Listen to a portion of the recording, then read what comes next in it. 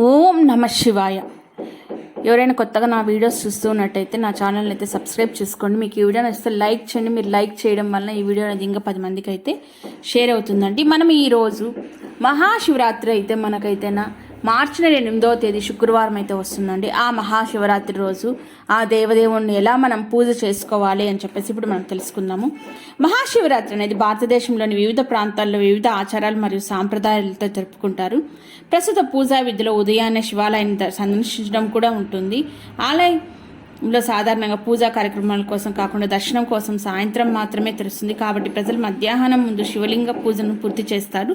తెల్లవారుజామున శివుని పూజించేటప్పుడు మనం మామూలుగా పాలు, నీరు మరియు బిల్వ రేకులతో మరియు పండ్లతో సహా అనేక ఇతర వస్తువులను అయితే సమర్పించుకుంటాము. వ్రత గ్రంథాల నుండి వివిధ గ్రంథాల ప్రకారం మహాశివరాత్రి సమయంలో భక్తులు శివపూజ అయితే చేసుకుంటాము. మహాశివరాత్రి రోజున తెల్లవారుజామున లేచి మనము స్నానం ఆచరించి నీళ్ళలో నువ్వులను కలుపుకొని స్నానం చేస్తే శరీరం కాకుండా ఆత్మ కూడా శుద్ధి అవుతుందని నమ్మకము. వీలైతే గంగా నదిలో స్నానం చేయడానికి అయితే ప్రాధాన్యత ఇస్తారు. స్నానం చేసిన తర్వాత రోజంతా ఉపవాసం ఉంటాననేసి ఆ తర్వాత రోజు మహాశివరాత్రి రోజున ఉపవాసం విరమిస్తానని ప్రమాణం అయితే మనం చేసుకోవాలి.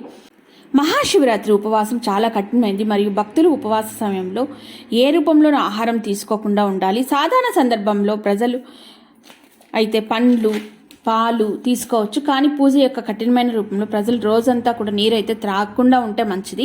సాయంత్రం పూట శివలింగ పూజ కోసం గుడికి వెళ్లే ముందు మళ్ళీ స్నానం చేయాలి. ఏదో ఒక కారణంతో ఆలయాన్ని సందర్శించాలి.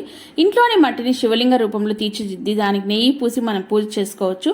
పురాతన గ్రంథాలు మరియు గ్రంథాల ప్రకారము పూజను రోజ్ వాటర్, పెరుగు, నెయ్యి, పాలు, తేనె, చక్కెర, నీరు మరియు గంధం వంటి వివిధ పదార్థాలతో నిర్వహించాలి. పూజ మొత్తం రోజులో ఒకసారి లేదా 4 సార్లు చేసుకోవచ్చు.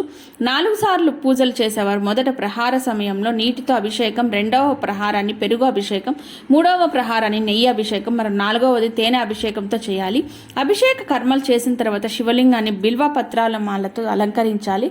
బిల్వ ఆకులను ఉపయోగించడం వెనుక కారణం అవి శివుడికి శాంతింపజేయడమే. శివలింగాన్ని బిల్వమాల, కుంకుమ మరియు చందనంతో పూజించిన తర్వాత ధూప్ స్టిక్తో వెలిగిస్తారు. అప్పుడు విభూది వంటి ఇతర వస్తువులను శివలింగానికి సమర్పిస్తారు. ఓం నమ శివాయ అనే మంత్రాన్ని జపిస్తూనే మనం పూజ చేసుకోవాలి. చతుర్థి తిథి ముగిసేలోపు స్నానం చేసిన తర్వాత శివరాత్రి మరుసటి రోజు మాత్రమే ఉపవాసం మించుకోవాలి మనము.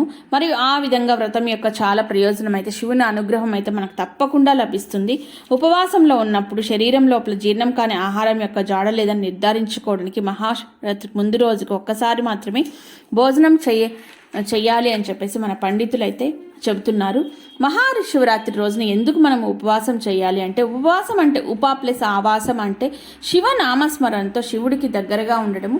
ఈ పర్వదినాన మనము ఎలాంటి ఆహారం తీసుకోకుండా శివుని పూజించడం, అభిషేకం వంటివి మనం చేసుకున్నామంటే తప్పకుండా ఆ స్వామి దయ అనేది మన వైపు అయితే ఉంటుంది. మనం ఇంట్లో చాలా శుచిగా శుభ్రంగా మనం పూజ చేసినామంటే తప్పకుండా మనకు శివానుగ్రహం అనేది తప్పకుండా అయితే లభిస్తుందండి. ఇదేనండి శివరాత్రి రోజు మనం ఎలా పూజ చేసుకోవాలి అని చెప్పేసి మనం గుడికి వెళ్ళి కూడా స్వామిని దర్శించుకుంటే చాలా మంచి అయితే జరుగుతుంది.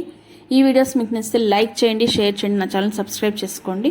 ఇలాంటి మరొక వీడియోతో మేము ముందుంటానండి. అంతవరకు సెలవు. ఓం నమ శివాయ.